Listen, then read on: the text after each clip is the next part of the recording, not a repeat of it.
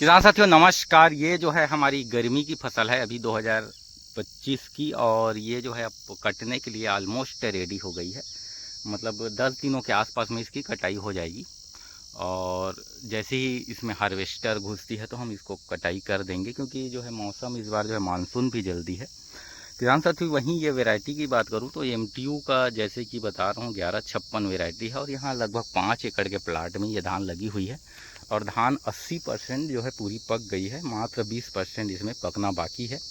और इस साल जो है बहुत ज़बरदस्त फसल लगी हुई है। MTU जो है 1156, इसके अलावा जो है बरसात में इसी का एक और धान आती है। ये उन्नत किस्म है, और एक बरसात के लिए भी उन्नत किस्म आती है।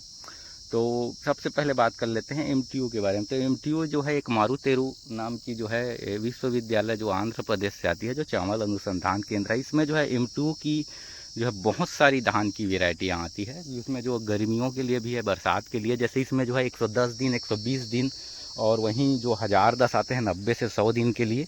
और एक बरसात के लिए आती है, जैसे अभी 2025 के लिए जैसे आप लगा रहे हैं तो 70-29 जो है MTU का 70-29 धान।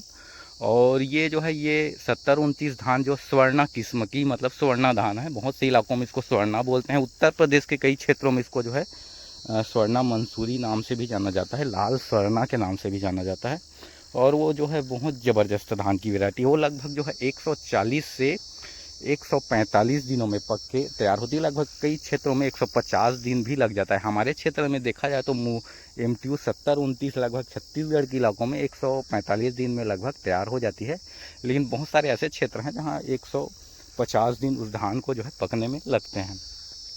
धान की जो है सबसे पहले प्रोडक्शन के बारे में बात कर लेते हैं। तो धान में जो है MTU 70-29 धान जो है उसमें जो है प्रोडक्शन जो है लगभग आप जो है 35 से 40 क्विंटल तक जो है निकलता है। वहीं हेक्टेयर की बात करें तो प्रति हेक्टेयर जो है 90 क्विंटल धान का प्रोडक्शन जो है MTU से लिया जा चुका है। मैं खुद भी 2-4 साल पहले जो है 2021 की फसल में मैंने खुद जो है इतना प्रोडक्शन जो है 38 क्विंटल प्रोडक्शन उससे लिया था। तो ये जो है MTU 70-29 से जो है प्रति हेक्टेयर 90 क्विंटल तक जो है धान प्रोडक्शन की जाती है। वहीं एकड़ में बात करें तो 38 से जो है 40 क्विंटल तक जो है प्रोडक्शन दे देता है। अब बात कर लेते हैं MTU की अवधि जो है, जैसे कि बता रहा हूँ 145 से 50 दिन की धान है।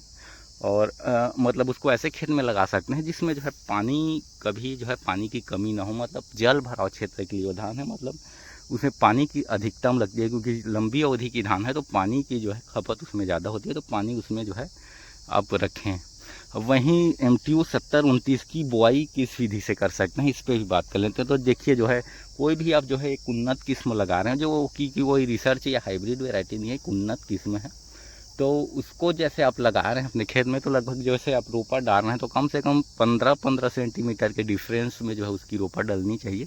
मतलब पौधे को अच्छे से जो है ग्रोथ होने के लिए जगह होनी चाहिए। वहीं जो है आप जो सीधी बिजाई कर रहे हैं लई चोपा विधि से, तो उसमें लगभग जो है 25 से 30 किलो बीज जो है पर्याप्त होती है। अब बात कर लेते हैं, उसमें जो है बाली भी ज़बरदस्त आती है। बाली बहुत ज़बरदस्त आती है, दाने का ज़बरदस्त भरा होता है और बहुत अच्छा प्रोडक्शन आता है। गिरे हालत में जो है MTU 70-29 से जो है 25 से 26 क्विंटल जो है प्रोडक्शन आई जाती है। बात कर लेते हैं उसमें जो है, एक है उसमें जो है यूरिया बहुत कम लगता है। यूरिया जो है वो ग्रीननेस धान है, मतलब शुरू से लास्ट तक वो हरा भरा रहता है, तो उसमें यूरिया की खपत जो है, यूरिया आपको जो है एक्सेस नहीं डालना पड़ता, वरना जो है बीमारी बहुत ज़्यादा लगता है। MTU 70-29 में जो सबसे बड़ी खास बात है कि वो प्रोडक्शन अच्छी देती है। दूसरे उसमें जो है धान के जैसे जितने भी धान के फसल में डिसेस या बीमारी लगती है, तो जितना बीमारी आती है धान की फसल में, चाहे वो सीड ब्लाइट हो, सड़न गलन हो, झुलसा हो, और जो है आपका BPH हो यानी कि भूरा माह हो, जितना रोग है उसमें हर प्रकार के रोग लगते हैं MTU 70-29 में। उसके साथ साथ वो धान गिरता भी है।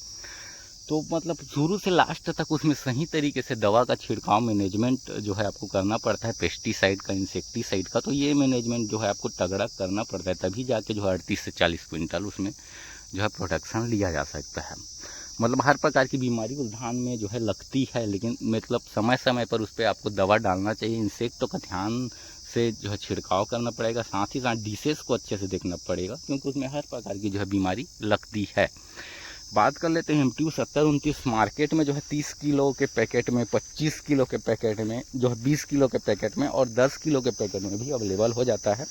इसमें मुख्य रूप से MTU 7029 की जो है अच्छी वेराइटी, अच्छी किस्म की जो धान जो है अब जो है समाना कंपनी की गंगा कावेरी या तो फिर अंकुर स्वर्णा के नाम से 7029 के नाम से भी आता है। साथ ही साथ पान कंपनी का जो है पान MTU 7029 भी आता है। उसके साथ साथ कृषि धन भी बनाती है। मतलब ऐसे बहुत सारे कंपनी जो है MTU का 7029 बनाती है। तो कोई भी अच्छे से कंपनी का देख के जो है आप जो है MTU 7029 धान ले सकते हैं और उससे जो है ज़बरदस्त प्रोडक्शन ले सकते हैं। ये फ़िलहाल खरीफ की 2025 की बात है। अगर 2025 में जो है आप भरपूर प्रोडक्शन लेना चाहते हैं तो MTU का 7029 लगाइए। खर्चा ज़्यादा है, लेकिन जो है उसी तरीके से जो है इसमें प्रोडक्शन भी जाता है। बीमारी लगती है, ये इतना मान के चलिए कि आप MTU 7029 लगा रहे हैं तो अन्य जो वेराइटी से ज़्यादा देख रेख, ज़्यादा देखभाल इतना तो आपको करना पड़ेगा। हाँ, लेकिन इतना है कि प्रोडक्शन भी ज़बरदस्त आपको अन्य धान से मिलेगा। फिलहाल किसान साथियों, ये हमारा जो है गर्मी का क्रॉप है जो है अभी